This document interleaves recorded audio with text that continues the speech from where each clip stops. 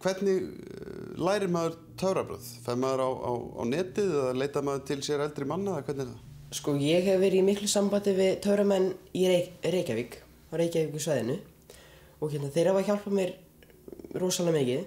En þetta er það ekki mest þrotlaus æfing bara, ekki?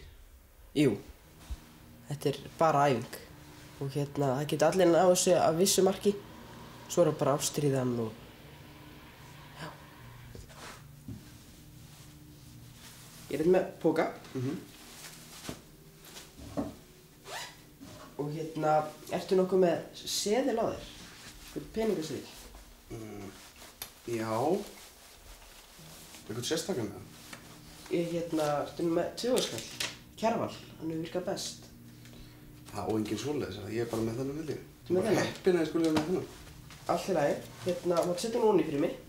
Hérna ofan í? Já. Og það sem ég ætla að biðja að gera er að veifa töfraspottanum yfir fyrir mig og það sem þú þarft að hugsa eru peningar. Og þetta er svona þannig töfrabragð að það sem þú hugsar kemur ofan í. Þannig að hugsaðu peninga. Stóra upphæð af peningum. Ok. Allt í lagi. Þannig að þú byrjar að veifa og hugsa peninga. Ok. Og ég bara að veifa svona? Já.